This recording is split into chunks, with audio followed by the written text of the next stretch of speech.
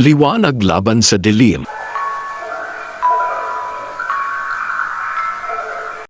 Sa bayan ng San Roque, kilala ang pamilyang De Vera bilang isa sa pinakamatandang angkan, ngunit sa kabila ng kanilang yaman at kapangyarihan, may itinatagong lihim ang kanilang lahi, isang sumpang minana ng bawat henerasyon, ang koneksyon sa kulam.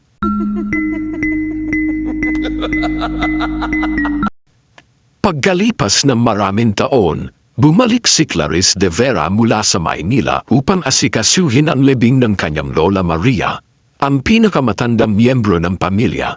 Tahimik ang baryo, puno ng matatandang chismosa, at mga matang parang laging nakamasid. Ganito sinalubong si Clarice, pero mas kakaiba ang naramdaman niya nang makita niya ang lumang bahay ng kanyang lola.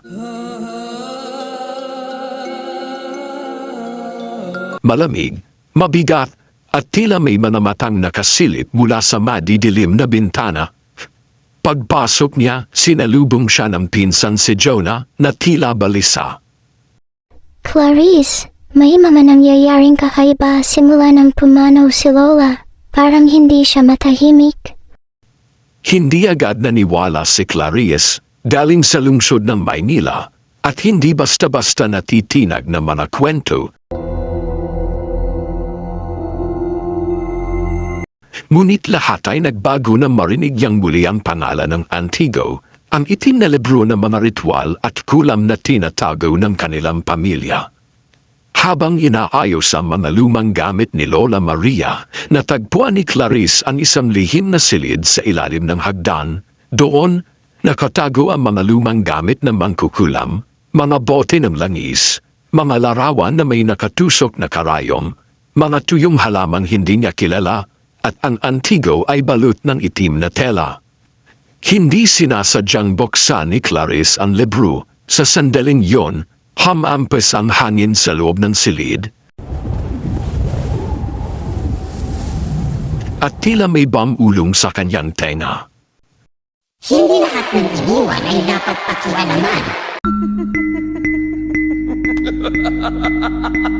Kinabukasan, isa-isang nagkakasakit ang mga kapitbahay, may namamatay na manok sa bakuran, may batang umiyak sa gabi at hindi na nagigising, at sa panaginip ni Clarice, isang matandang babae na may pulang mata at sunog ang balat ang laging lumilitaw.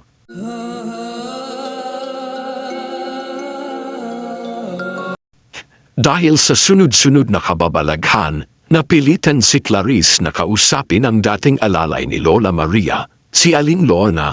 Doon niya nalaman ang matinding katotohanan. Si Lola Maria ay hindi ordinaryong matanda. Siya ang bantay ng Antigo, isang mangkukulam na may kasunduan sa mga nilalang ng dilim, kapalit ng kayamanan at kapangyarihan ng kanilang pamilya. Bawat ika-10 taon ay kailanang may isa sa kanilang angkan na magsisilbing tagapagmana ng kulam.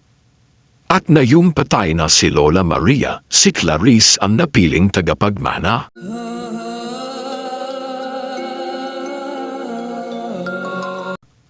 Sa isang panaginip na parang totoo, dinala si Clarice sa gitna ng kagubatan. Nakatayo siya sa harap ng isang punong may mukhang tao, at sa paanan nito ay isang hukay. Boses na mga ninuno ang narinig niya. Pumili ka, Clarice, ang kalayaan o ang kapangyarihang maghari sa dilim. Ngunit alam niyang may kapalit ang alinman pipiliin niya. Kapag tinanggihan niya ang Antigo, maaaring mapunta ito sa mas masamang nilalam. Kapag tinanggap niya, tuluyan siyang magiging bahagi ng madilim na pamana ng kanilang lahi.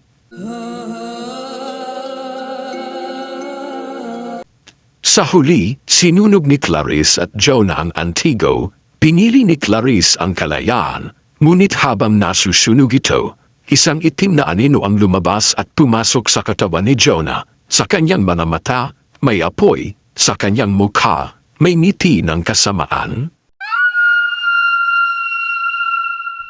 Kung hindi ikaw, Clarice, ako na lang. Ang kulam ay hindi mawawala. Nagpalit lang ng tagapagmana.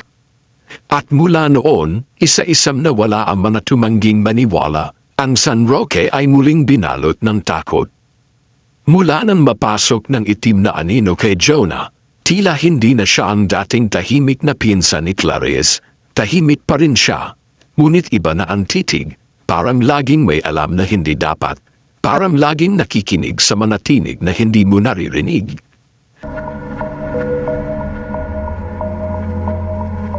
Isang linggo matapos ang insidente, namatay ang matandang kapitbahay na si Mang Isko, tila nalunod sa sarili niyang dugo habang natutulog. Walang makapaliwanag sa insidente, ngunit si Clarice, ramdam ang koneksyon, sapagkat si Mang Isko ang isa sa mga laging bumubulong ng chismis tungkol sa pamilya de Vera.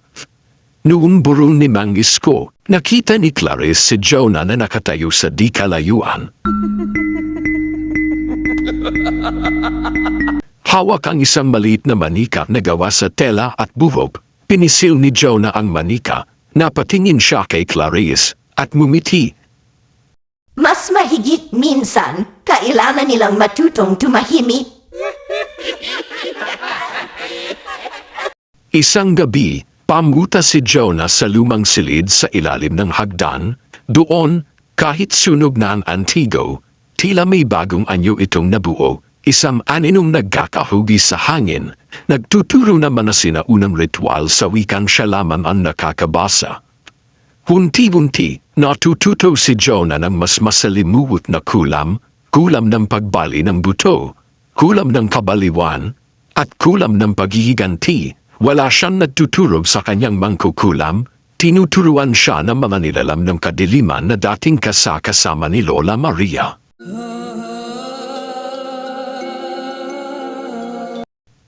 Isang gabi, hinarap ni Clarice si Jonah. Alam kong ikaw na ang may hawak ng Antigo, Jonah. Hindi mo pa huli ang lahat. Ngunit tumawa lang si Jonah. Hindi mo pa rin naiintindihan. Clarice, hindi ko ito pinili. Ako ang pinili ng Antigo. Ako na ang may kapangyarihan. At sa kanyang mga mata, may sumiklab na apoy, ang hangin sa paligid ay lumamig, at ang mga ilaw ay biglang namatay. Sa dilim, narinig ni Clarice ang boses ni Jonah. Gusto mong wasakin ang Antigo ng ating lahi. Ayaw mong tanggapin ang kapangyarihan ng ating lahi. Ngayon ako na ang tagapagmana ng Antigo.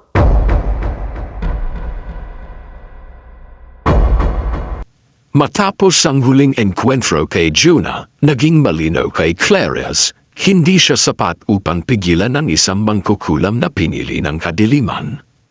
Kailangan niya ng tulong mula sa mga taong matagal nang nakikipaglaban sa dilim.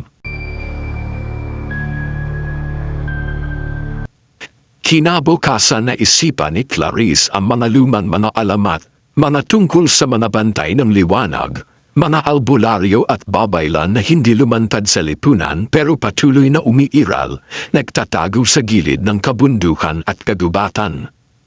Sa isang sira-sirang journal ni Lola Maria na hindi nasunog, may nabasa niya ang isang pangalan, Tandang Bina, isang matandang babaylan na itinakwil ng kanilang lahi, sapagkat tumangging magsanib sa kapangyarihan ng Antigo.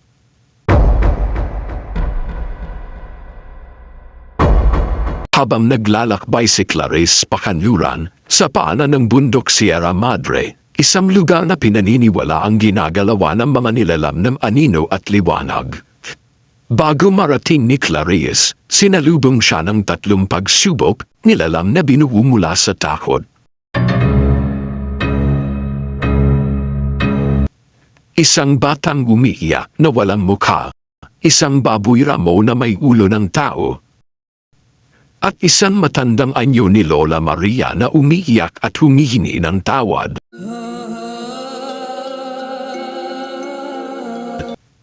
Lahat ng ito ay pinaglabanan ni Clarice gamit lamang ang kanyang tapang at pananalig hanggang sa siya'y mawala ng malay sa tuktok ng bundok.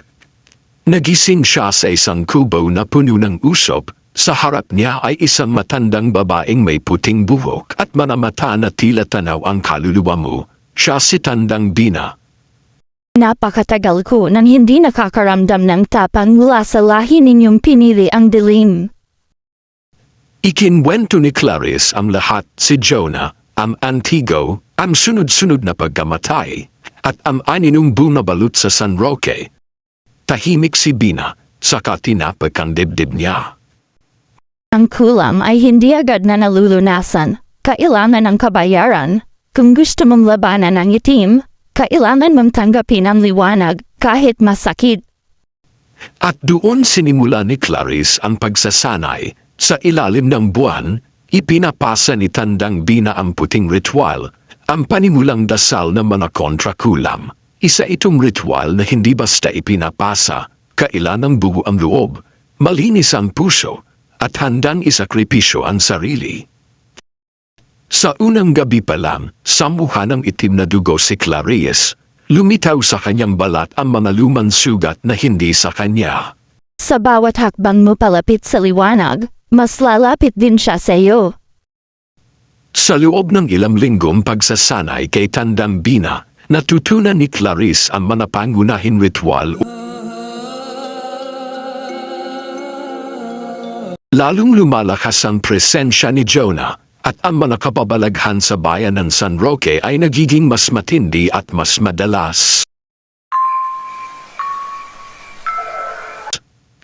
Isang gabi, habang abala si Clarice sa isang ritual upang linisin ang kanyang katawan at isipan mula sa mga sumpang dulot ng kulam, biglang nagkagulo sa bayan. Ang mga hayop sa paligid ay nagsimulang magwala, isang matinding hangin ang dumaan sa gitna ng gabi, at sa mga mata ng mga tao, nakita nila ang isang itim na ulap na nagmumula sa kabundukan, isang ulap na may mata, na tila nagmamasid sa bawat dalaw nila. Si Jonah, ang kanyang mga kapangyarihan ay umabot na sa kabundukan. Si Clarice, na nararamdaman ang panggigipit ng dilim, ay nagsimulang magdasal, ngunit hindi ito sapat. Bawat ritual na kanyang binibigkas ay tila nababalot ng dilim na siyang pinapalakas ni Jonah.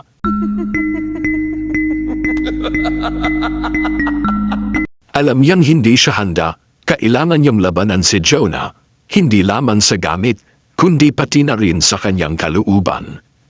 Nagdesisyon si Clarice na hilingin kay Tandang Bina ang tulong ng mga sinaunang nilalam ng kabundukan, ang mga espiritu ng kalikasan na nag-aalaga sa kagubatan at kabundukan, na matagal nang nagsilbing tagapagtanggol ng mga di mabilang na lahi.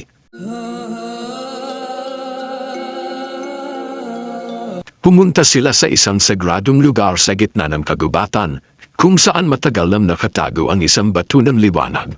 Ayon kay Tandang Bina, ito ang pinakamakapangyarihang kasangkapan na maaaring magbalanse ng dilim at liwanag. Nakuha ni Clarice ang bato ng liwanag. Biglang dumating si Jonah, galit na galit.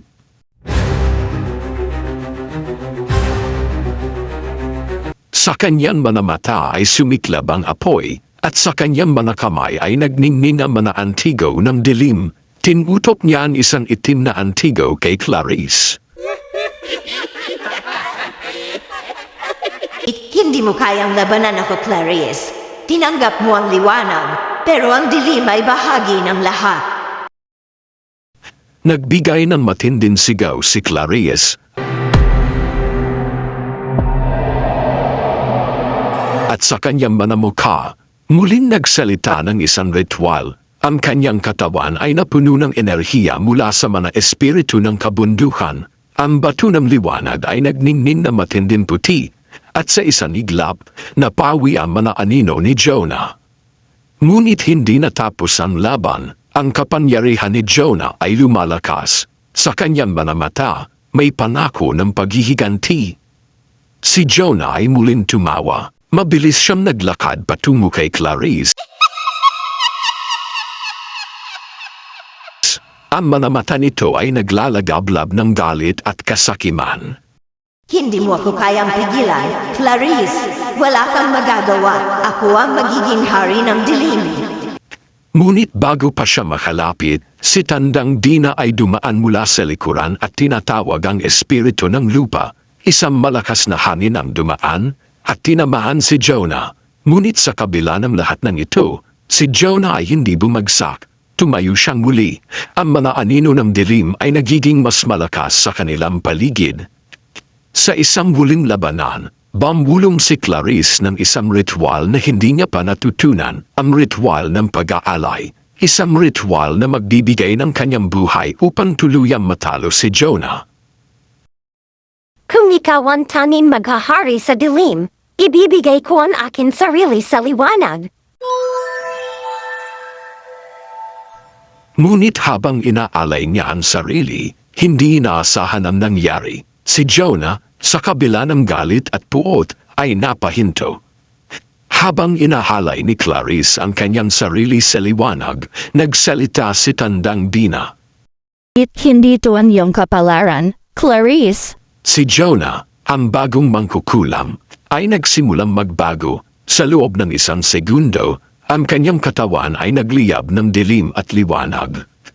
Nagpatuloy ang dilim at liwanag sa isang huling sagupahan, ang mga nilalam ng dilim at liwanag ay nagsanib. Ngunit hindi nagtagal, naglaho si Jonah sa hangin, ang katawan nito ay nagsimula ng maglaho sa kadiliman. Bago maglaho si Jonah, nagsalita ito. Patawarin mo ako, Clarice, sa akin mga nagawa. Ang kabundukan at ang baryo ng San Roque ay muling nagliwanag, ngunit si Clarice, bagamat nanalo, siya ay pagod na pagod at sugatan. Dinala agad ni Tandang Bina si Clarice sa bundok upang damutin ang mga sugat.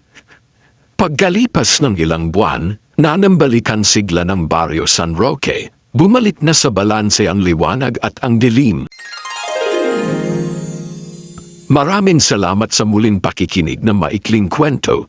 Kung gusto mo pang makinig ng iba't ibang kwento, bisitahin ang playlist ng mga kwentong kababalaghan sa aking YouTube channel at huwag kalimutan i-subscribe ang Jonas Mini Vlog para updated ka sa bawat kwento.